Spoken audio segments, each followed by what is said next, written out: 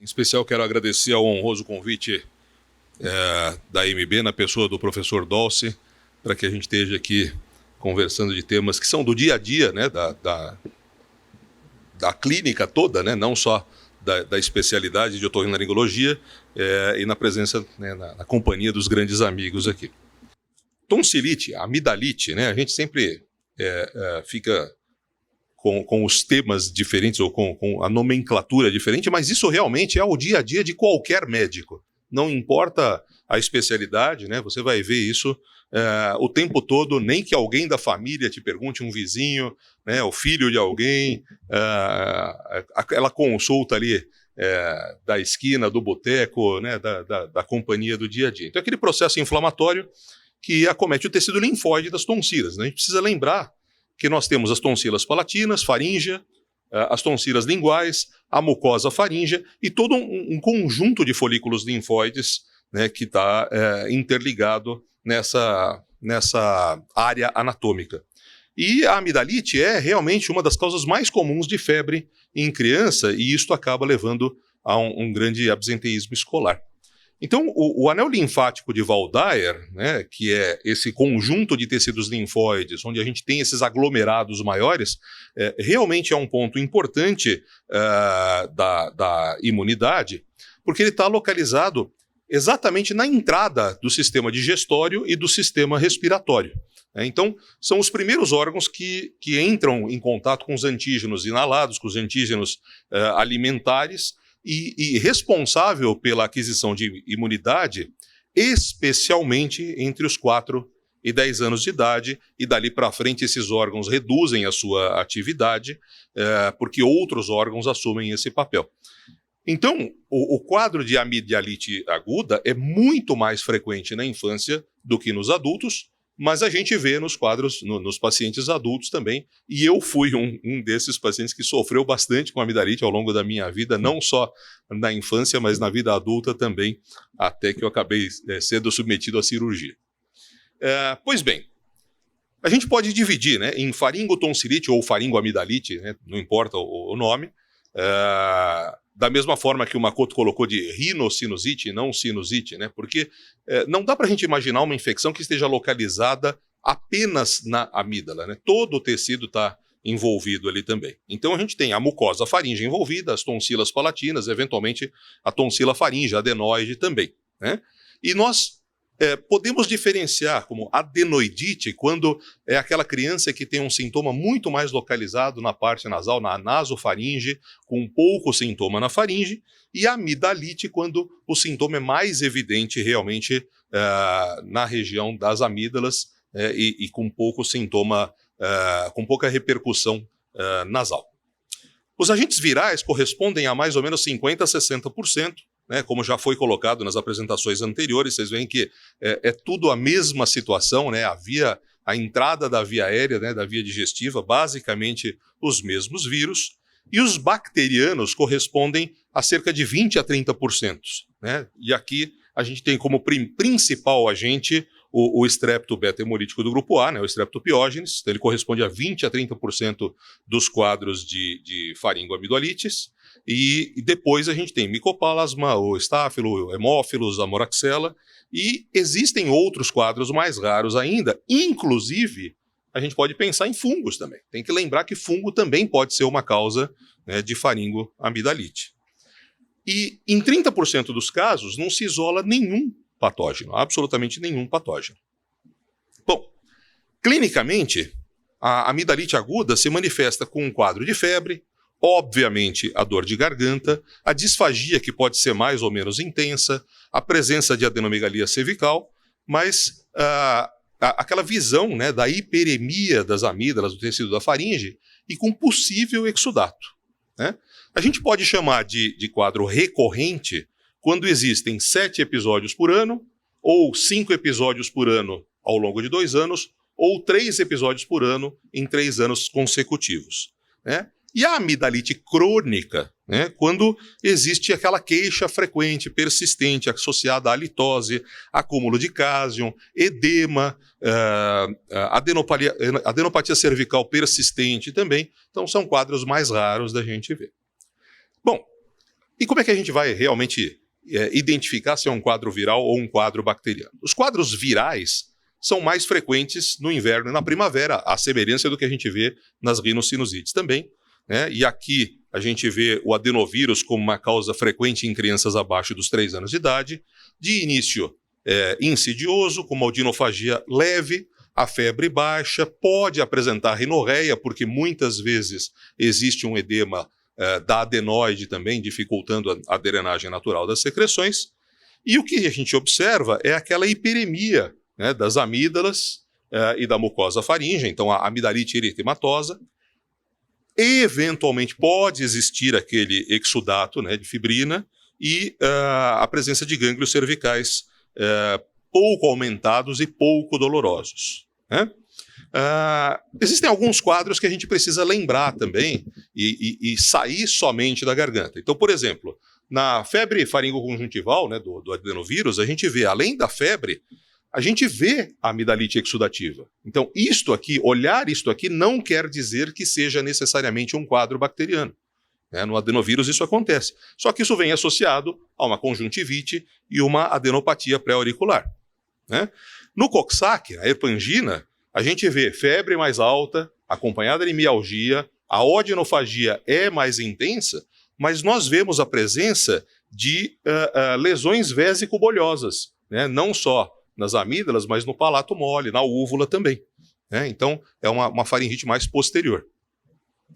Na doença mão-pé-boca, né, que já foi comentada aqui, né, que apareceram aí por conta desses últimos tempos, né, o Coxsackie A16, né, a gente vê também úlceras na língua, na mucosa oral e, claro, aquela erupção pápulo-vesicular que aparecem na região interdigital, nas palmas das mãos, nas plantas dos pés, nos glúteos, né? Então a gente precisa pensar fora da boca, pensar fora da faringe, né? Tem que olhar para o resto também.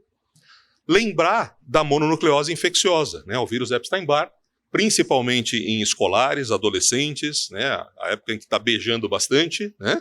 E febre, mialgia, geralmente com a amidalite exudativa fica evidente, né? Que chama muito a atenção, né, o aspecto das amígdalas também, só que isso vem acompanhado de adenopatia cervical axilar, vem acompanhado, em metade dos casos, de hepatoesplenomegalia e, em alguns casos, inclusive com rash maculopapular no tronco também e nos membros, né? Então, de novo, pensar fora da boca. Gengivo-estomatite, né, pelo herpes simples tipo 1.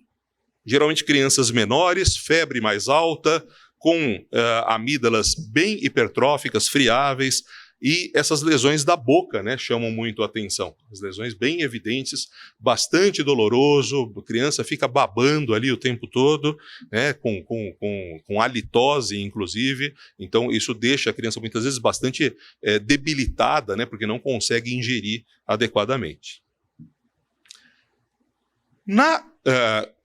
Nos quadros bacterianos, a gente pensa principalmente na amidalite streptocócica, então é o quadro bacteriano mais comum, mais frequente, é mais rara antes dos 2 anos de idade, só que mais para frente, depois dos 5 anos de idade, ela começa a ficar bastante mais frequente.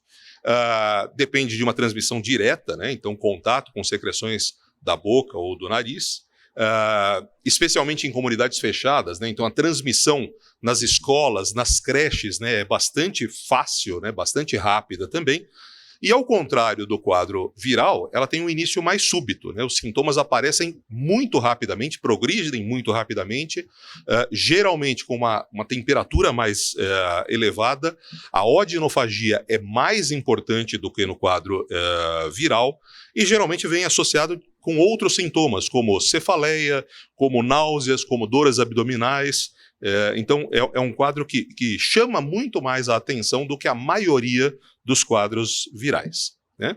E, visualmente, se vê um eritema, né, faríngeo e amidaliano bastante intensa, uma hipertrofia amidaliana, e rapidamente aparece realmente um exudato purulento, não somente localizado nas amígdalas, às vezes isso se estende para a faringe também. Podem aparecer petequias no palato mole e podem aparecer aumentos de linfonodos cervicais que geralmente são mais evidentes e mais dolorosos do que nos quadros virais. Então, nos quadros bacterianos, né, os sintomas são bem mais floridos, bem mais intensos do que nos quadros virais. Né? Lembrar da escarlatina, né? Então, além disso, vai aparecer aquela palidez peribucal, a língua em framboesa chama bastante a atenção, e o exantema maculopapular, com características bem ásperas. Né? Muito importante, e a gente vê bastante isso, né? Assim, a confusão de presença de cásium ou de cisto caseoso, né? E alguns colegas dizendo, tem pus aí na amígdala. Assim, não tem como, né? Você vê uma lesão, alguma coisa esbranquiçada na amígdala, o paciente tem aquele desconforto, diz que tem algo incomodando, mas não dói. Né? Quando é que vocês viram pus sem dor? Né? Não tem como. Não tem como. E ainda mais lesões localizadas, né? Lesões muito localizadas, às vezes uma ou outra aqui. Tá? Isso aqui não dá para pensar em quadro bacteriano e, infelizmente, nós vemos colegas prescrevendo antibiótico para esse tipo de situação. Aqui não tem jamais que pensar em uso de antibiótico. Então, o diagnóstico da faringoamidalite aguda é essencialmente clínico. Tá? E lembrar que os quadros virais e bacterianos podem se sobrepor. Da mesma forma que nas rinossinusites, ela pode começar com um quadro viral e evoluir para uma sobreposição, uma manifestação bacteriana, o quadro faríngeo pode acontecer exatamente da mesma forma. Pode se iniciar com um quadro viral e, a partir daí, existir realmente a instalação de um quadro bacteriano, então aquela piora, né, progressiva para uma intensidade realmente mais importante. Tá? Ok, dá para a gente diagnosticar de outra forma? Né? Dá para a gente pensar em métodos objetivos? Dá. A gente pode pensar em teste de detecção de antígeno do estreptococo. Né? A gente tem um resultado aí em 15 a 30 minutos, com uma especificidade de 95%, uma sensibilidade alta, só que não está disponível para todo mundo. Não é tão simples assim. E outra, nós temos que pensar no custo. Né? Infelizmente, nós temos que pensar no custo. É claro que o ideal seria fazer isso para todo mundo, mas vamos para a nossa realidade. Né? Se a gente for fazer teste para todo mundo com queixa de dor de garganta, é impossível pagar o restante do tratamento das outras coisas. Né? E, além disso, o ideal mesmo seria a cultura do material da faringe. Esse é o padrão ouro para diagnóstico, que tem uma especificidade e sensibilidade bastante elevada, só que o resultado leva 2 a 3 dias. Nós temos os quadros falso-negativos, nós temos os quadros falso-positivos. Por exemplo, o estrepto do grupo C, ou aqueles indivíduos que são portadores assintomáticos, né, de bactérias também, que não estão causando doença nenhuma, né? Simplesmente estão ali saprófitas da boca.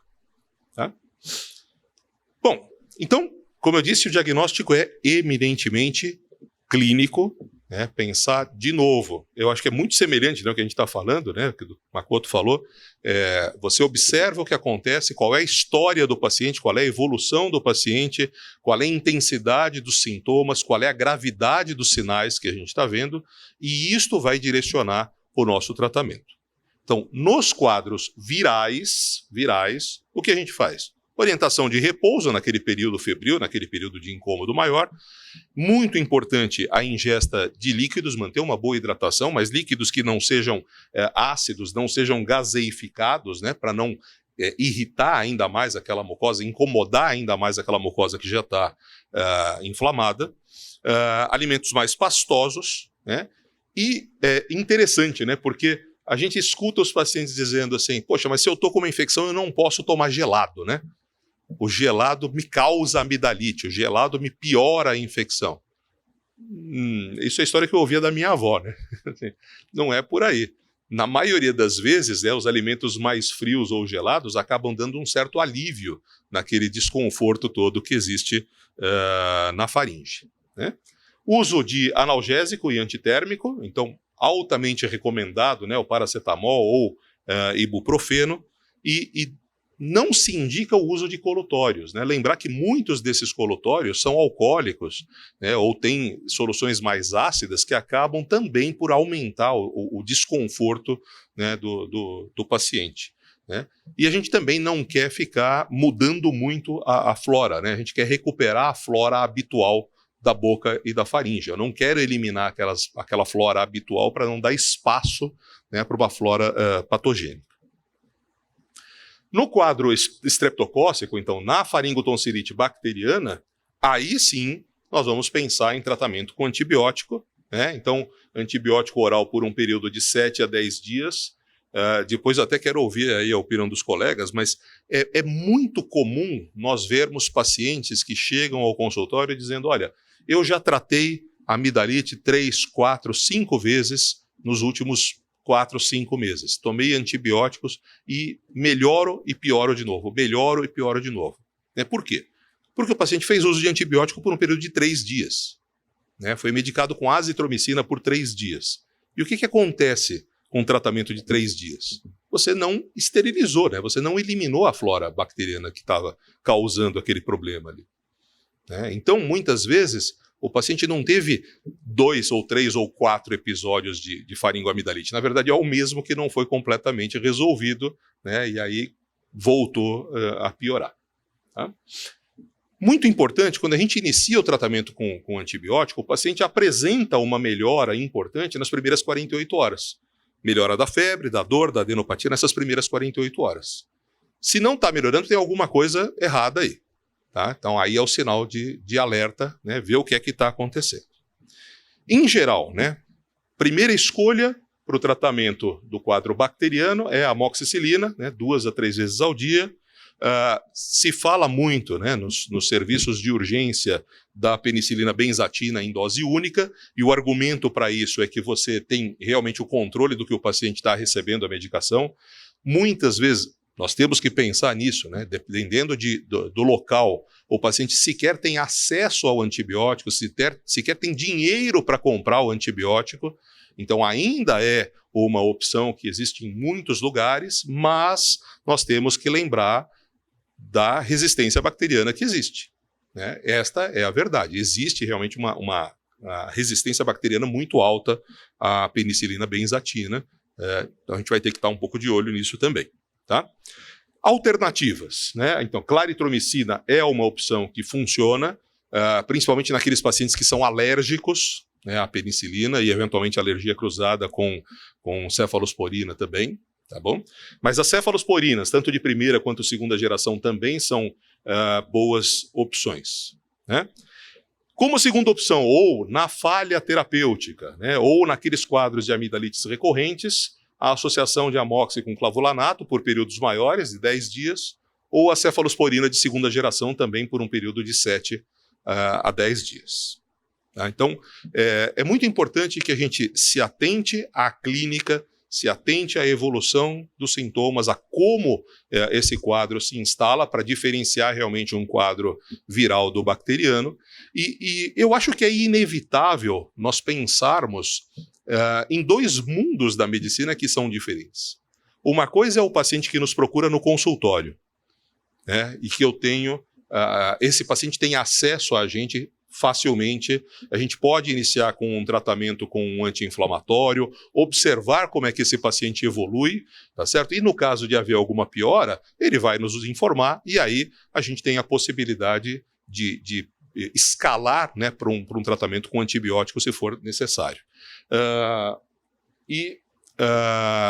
No serviço público isso fica mais complicado, ou num serviço de urgência, né? Porque o paciente muitas vezes não vai voltar, você não vai voltar a ver o paciente, tá? Mas ainda assim é muito importante que a gente tenha uma orientação adequada para que o paciente não use antibiótico de forma desnecessária, né? Pela Associação Brasileira de Otorrino, nós publicamos há alguns anos, né, um artigo sobre o uso racional de antibióticos, né, com diretrizes para as diferentes áreas, exatamente para que a gente daqui a pouco não fique sem antibióticos disponíveis, né, para o tratamento não só das doenças da nossa área respiratória, né, mas de qualquer outra coisa aqui. Então, pensar com muito cuidado no que é que nós estamos fazendo e o que nós estamos deixando daqui para frente de legado.